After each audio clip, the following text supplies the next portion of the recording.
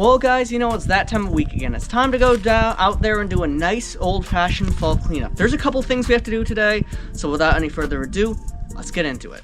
Now the first thing actually requires me to open up this door, so let me do this really quickly. So as you guys can see, there's an ATV here. Let's get this thing started up and we're gonna get into the fields and we better go do some clipping out there because there's some weeds out there we do not want to see.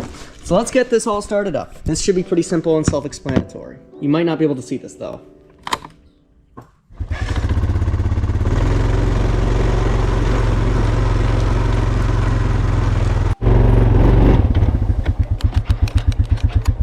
This, guys, right here is what I was talking about when I was talking about seeds being up here.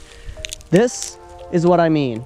We need to get up here and get all this stuff out of here, like right now. This shouldn't take too long. This is milkweed, and it's opening up right now. And as you guys can see, these are seeds right here. And what you don't want is for these to get everywhere, because next year, trust me, they're gonna be everywhere. We also have to go rip out some horse nettle berries, but that's not really my concern right now. My concern is getting rid of all this annoying milkweed, which, as you guys know, if you don't get rid of these seeds, like immediately, it's going to cause a ton of issues for you in the near future. So it is best to just clean this out, you know, make sure that there's as few milkweeds as possible for every single year. Horse nettle is a lot different and it's pretty much everywhere here in the Northeast at this point. Like, if you live in the Northeast, you probably know what horse nettle is, and it sadly is a thing up here still.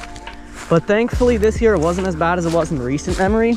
But I will 100% say that this can be just as annoying.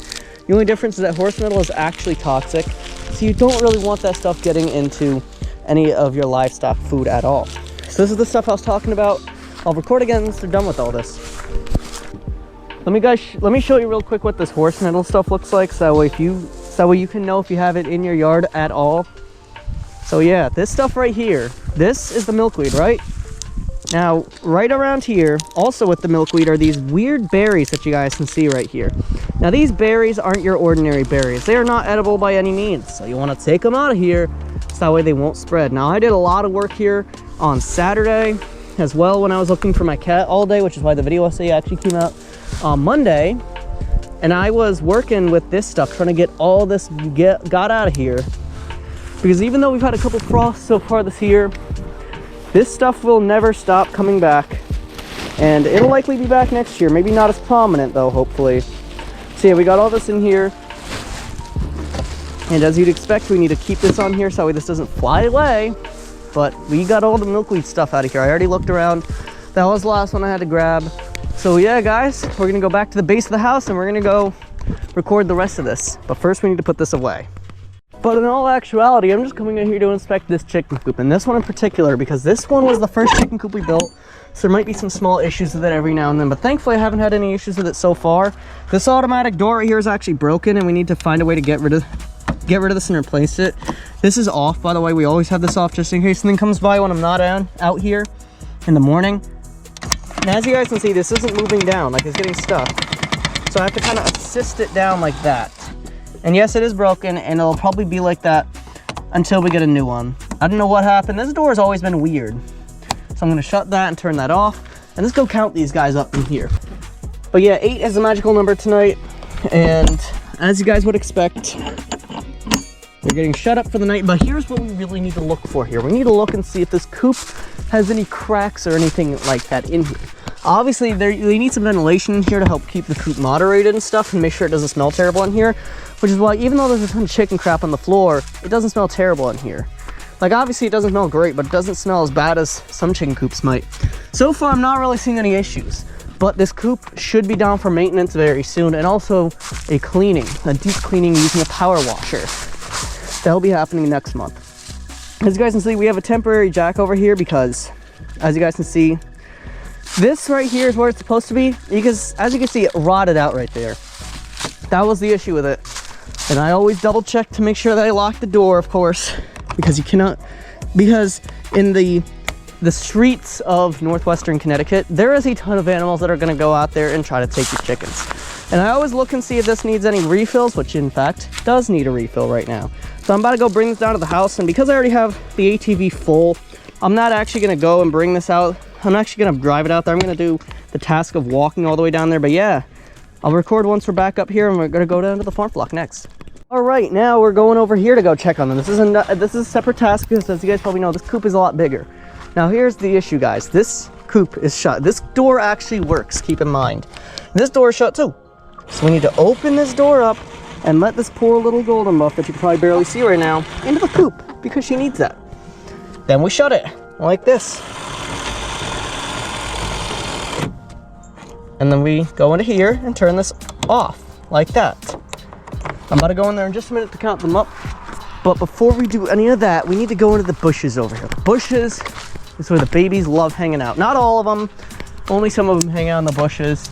But I will be 100 with you guys. I'm noticing some feathers popping up every now and then over here. It doesn't seem to have a very consistent pattern. Now keep in mind, if a chicken gets killed by something like a fox or bobcat, the feather trail will likely be somewhat consistent. You'll see a massive pile of feathers, then it thins out, then it widens again, then it thins out, then it widens again. Now what I did notice is that right down here, there was some feathers that which you guys probably can't see, but way in there, there's some feathers. Not a lot, just a couple, you know. Enough where it looked like a chicken might have been put on a t-shirt, but then again, I've seen chickens that have been, you know, even injured by these predators, and generally there's a lot more widespread feathers in that area. So my guess is that maybe a baby was attacked when they stayed out at night. I don't know. But guys, I'm going in here right now to go count these guys up. I'll record again once I'm out.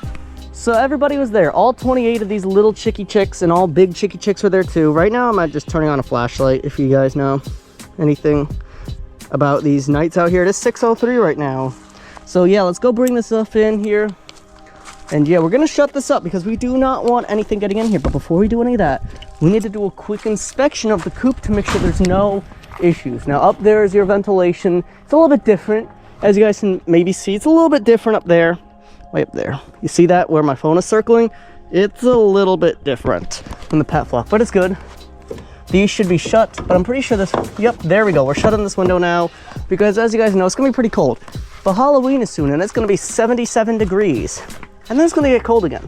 I'm looking for cracks, basically, you know, I'm trying to see if there's any gaps in here that I could patch up, you know, with some glue or something like that, or some T111 like this material here. Now, right now, the only issue I'm seeing here is this. You see this right here? There's a little tiny gap. Here, I'm gonna set my phone up right here so you can see. There's a little tiny gap. I'm gonna run my finger right there. You see how it kind of curves out? That sucks. Do you see how it kind of curved out of there a little bit? Like, do you see that right there? How it kind of curves out? I don't know if this is a wood defect, because that would explain the bow-like appearance here. But this is quite interesting. As you guys can see, I don't know if this is damaged afterward, but it does look like this door has some damage, which really isn't repairable, but don't worry, this coop can easily get painted. So yeah, it looks like that might be our biggest concern, which isn't a terrible concern as of right now. But we do have one more thing to do, and that is to rake the lower yard, especially around the dog yard. Because as you guys probably know, that yard, the dogs make a huge mess out of it. That's the last thing we're doing because I have some stuff to do, and yeah, let's go into it. All right, so guys, as you guys can see, I have this rake right here.